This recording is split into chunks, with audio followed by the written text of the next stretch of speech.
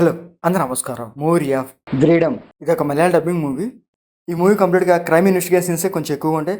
ఆ ఇన్వెస్టిగేషన్స్ అంత ఎఫెక్టివ్‌గా ఉండమన్నా చూడడానికి ఒక్కొక్కలాగా అనిపిస్తాయి. ఇంకా ఈ మూవీ క్లైమాక్స్‌లో మంచి ట్విస్ట్ అయితే పెట్టారు. ఆ ట్విస్ట్ కూడా పర్లేదు బాగుంటదనమాట. ఇంకా ఈ మూవీ స్టోరీకెళ్తే విజయ్ ఒక సబ్ ఇన్స్‌పెక్టర్. తను కొత్తగా పోస్టింగ్ తీసుకుంటాడు.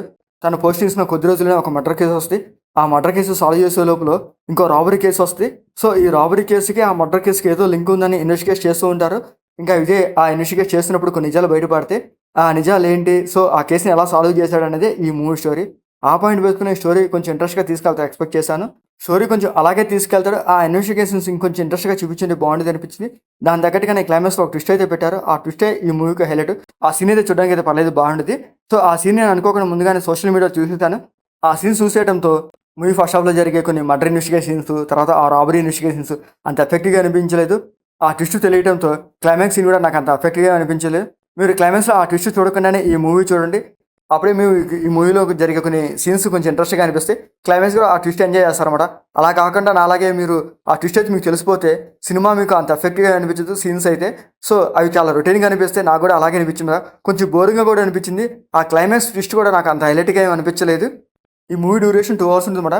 ఈ మూవీ స్టార్టింగ్ నుంచి ఎండ్ వరకే కంప్లీట్‌గా ఆ క్రైమ్ ఇన్వెస్టిగేషన్ మీదే వెళ్తూ ఉంటాడు స్టోరీ అయితే. ఆ క్రైమ్ ఇన్వెస్టిగేషన్స్ దాంతో పాటు క్లైమాక్స్‌లో ట్విస్ట్ ఇంకొంచెం బాగా డిజైన్ చేసుంటే బాగుండేది అనిపించింది. ఇది ఒక మలయాళ డబ్బింగ్ మూవీ కాబట్టి ఆ సీన్స్ గాని, ఆ స్టోరీ టెల్లింగ్ గాని సో, మలయాళం స్టైల్‌లోనే ఉంటాయన్నమాట. కొంచెం స్లోగా వెళ్తూ ఉంటది. సో, ఆ స్లో నరేషన్ కొంతమందికి ఇష్టపడతారు. సో, అది నచ్చినట్లయితే మీకు ఈ మూవీ నచ్చిద్ది. ఆ క్రైమ్ ఇన్వెస్టిగేషన్ చాలా సినిమాలో చూసాం. ఆ ట్విస్ట్ ఏముందిలే అనుకుంటే ఈ మూవీ పెద్దగా ఎక్కదు. నాకు అట్లాగే అనిపించింది. ఇంకా ఈ మూవీలో విజయ్ క్యారెక్టర్ బాగుండేది. ఆ క్యారెక్టర్ తగ్గట్టే తన యాక్టింగ్ పర్ఫార్మెన్స్ పర్లేదు బాగుంటాయి. ఇంకా రిమైనింగ్ పోలీస్ క్యారెక్టర్స్ వాళ్ళ యాక్టింగ్ పర్ఫార్మెన్స్ పర్లేదు బాగుంటుందన్నమాట. ఇంకా క్లైమాక్స్‌లో ఒక పోలీసుల మధ్య వచ్చే ఒక ఫైట్ సీన్ ఉంటది. ఆ ఫైట్ సీన్ కొంచెం బ్లడ్ బాత్ లాగా చూపించారన్నమాట. ఆ సీన్ కొంచెం బాగానే ట్రై చేశారు. అది చూడడానికి అయితే పర్లేదు బాగుంటుందన్నమాట. ఇంకా ఈ మూవీలో బ్లడ్ సీన్స్ కానీ, అడల్ట్ సీన్స్ కానీ అట్లాంటివి లేవు. మూవీ ఓవరాల్‌గా అయితే పర్లేదు. ఏదో ఒకసారి చూడొచ్చు. ఆ క్రైమ్ ఇన్వెస్టిగేషన్స్, ఆ క్లైమాక్స్ ట్విస్ట్ కొంచెం ఇంకొంచెం బాగా డిజైన్ చేసింటే బాగుండేది అనిపించింది. సో, మీకు నచ్చితే చూడండి లేకపోతే లీవ్ ఇట్. మీకు మా ఆడియోస్ ఇస్తే లైక్ చేయండి, షేర్ చేయండి, సబ్స్క్రైబ్ చేసుకోండి. Thank you for watching.